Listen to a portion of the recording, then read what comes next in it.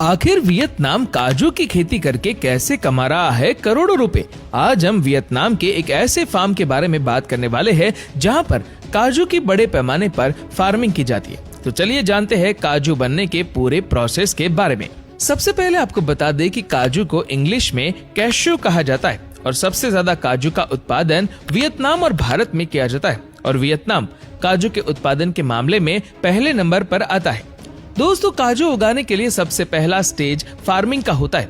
बता दें कि इसके फलों को कैशू एप्पल कहा जाता है। इस फल के निचले हिस्से में एक नट मौजूद होती है और इसी नट को नर्सरी बैग में मिट्टी के साथ रख दिया जाता है और इसके बाद इसके ऊपर मिट्टी डाल दी जाती है और ऐसे एक नहीं बल्कि बहुत सारे नर्सरी बैग तैयार किए जाते हैं और इसको समय समय पर पानी भी देना होता है और 15 से 20 दिनों के बाद काजू के पौधे अंकुरित हो जाते हैं और 1 महीने के बाद ये काजू के पौधे पूरी तरह से तैयार हो जाते हैं। इसके बाद खेतों में गड्ढा करके इन पौधों की रोपाई की जाती है, जिसके बाद 4 से 5 सालों के अंदर ये बड़े पेड़ बन जाते हैं और इसके अंदर काजू के फल भी आना शुरू हो जाते हैं। जब काजू के फल अच्छी तरह पक जाते हैं तब इसको पेड़ों से तोड़ लिया जाता है।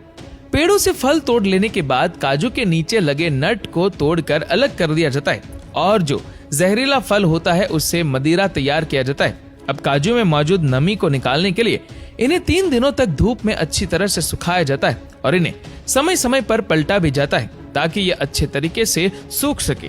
पूरी तरह से सूख जाने के बाद इस कैश्यू नट को बोरियों में भर लिया जाता है, जिसके बाद इन बोरियों को फैक्ट्री में लाया जाता है, जिसके बाद इस कैश्यू नट से भरी बोरियों को खाली किया जाता है और इसके बाद सारे कैश्यू नट को पानी में डालकर क्लीन किया जाता है, जिसको आप इस वीडियो में भी देख सकते हैं। जिसके बाद इस कैश्यू नट को हाई टेम्परेचर चैम्बर में डालकर रोस्ट किया जाता है, जिसके बाद इस कैश्यू नट के ऊपर एक कड़ा छिलका होता है और इस कड़े छिलके को निकालने के लिए इस खास मशीन में इस कैश्यू नट को डाल दिया जाता है, जो कैश्यू नट के ऊपर का कड़ा छिलका निकाल देता है और एक साइड पे कैश्यू नट को निकाल दिया जाता है और दूसरी साइड पे कड़े छिलके अलग हो जाते हैं। जिसके बाद इस कैश्यू नट को बड़े बड़े ट्रे में भर लिया जाता है।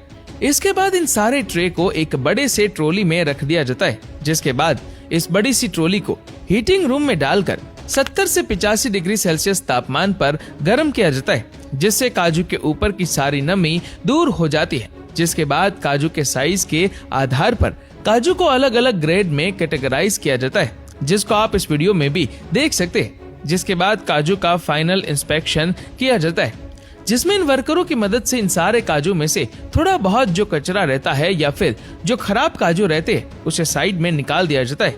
जैसा कि आप इस वीडियो में भी देख सकते हैं। सारे काजू क्लीन हो जाने के बाद इसकी पॉलीथीन में पैकिंग की जाती है। पॉलीथीन में पैक करने के बाद इनको बॉक्स में डाल दिया जाता है, जिसके बाद इनको मार्केट में बेचने के लिए भेज दिया जाता है। जानकारी के लिए बता दें कि हर साल वियतनाम काजू का एक्सपोर्ट करके $3 बिलियन की कमाई करता है।